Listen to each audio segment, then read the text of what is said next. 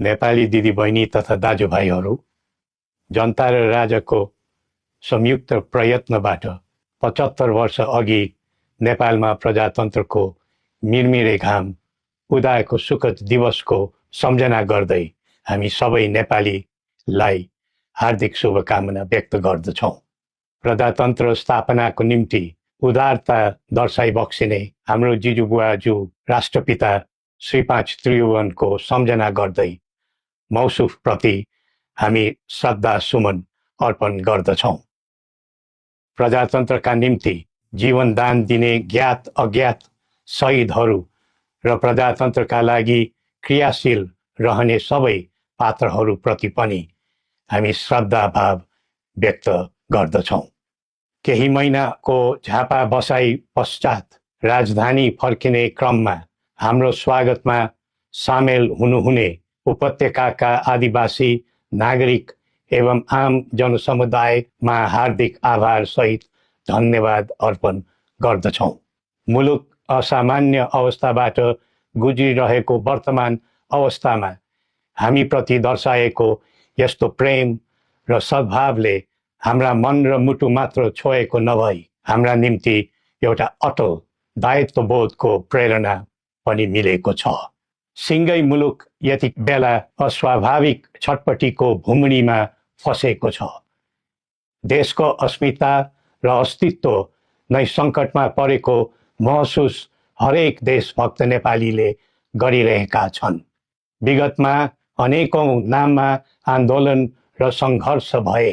सङ्घर्षको आडमा परिवर्तन पनि गरिए, तर सबै प्रकारका परिवर्तनहरूले नेपाल र नेपालीलाई के दियो भन्ने आत्मा समीक्षा गर्नुपर्ने समय अहिले आएको छ।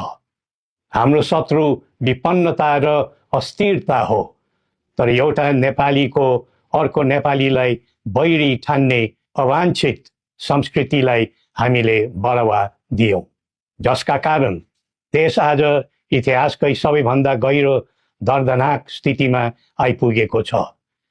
त्यसैले कठिन परिस्थितिमा परेको आजको मुलुकमा परस्पर घृणा र द्वन्द्वको राजनीतिमा पूर्ण विराम लगाउँदै सद्भाव र एकताको राजनीतिक संस्कृतिको प्रवर्धन गरौँ।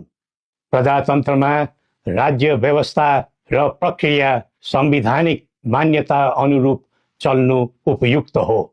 प्रजातान्त्रिक प्रणालीमा प्रतिनिधि छनौटको आवाधिक निर्वाचन एक स्वाभाविक प्रक्रिया भए तापनि यतिखेरको आम जनभावना यो छ कि मुलुकमा पहिले राष्ट्रिय समस्याको समाधान गरेर मात्र आसन्न निर्वाचन प्रक्रियातर्फ जानु उचित हुने र निर्वाचन पछि कुनै द्वन्द्व, अशान्ति र खिचातानी नहोस् भन्ने विषयलाई ध्यानमा राखेर राष्ट्रिय सहमति र सबैलाई समेटेर जाने समझदारी बनाएर मात्र निर्वाचनमा जाँदा नै त्यसले सही बाटो समात्ने थियो।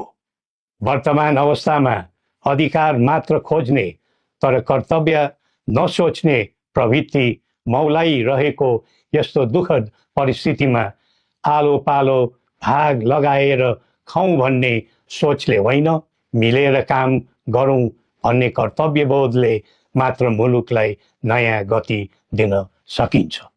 प्रजातन्त्रमा जनता आफै जागरुक बनेर समाज र राष्ट्र सेवाको सत्कर्ममा अग्रसर हुनु पाउनु पर्ने हो, तर कसैलाई खुसी पार्नु पर्ने अनि कसैबाट तोकिनु पर्ने बाध्यात्मक व्यवस्थाको जन्जिरमा बाँधिनु परेको छ।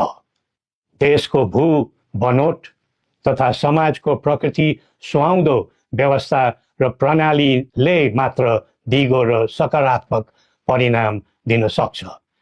आम जनताको समग्र हित हुने तथा विश्वसामु नेपालीको उच्च शिर हुने व्यवस्था नै प्रजातान्त्रिक व्यवस्था नेपाललाई सुहाउँछ। कुनै व्यवस्थाको राम्रा र असल पक्षहरू टिप्नु र राख्नुपर्छ। जुनै व्यवस्थाको नराम्रो र खराब पक्षहरू हुन्छन् त्यस्तालाई फाल्नु र फ्याँक्नुपर्छ। त्यसैले विश्वका कैयौं राष्ट्रहरू पहिले आफ्नो देश, पहिला आफ्नो जनता र पहिला आफ्नो आवश्यकता भन्दै त्यही प्राथमिकतामा प्रजातन्त्रको पाइला बसाइरहेका छन्।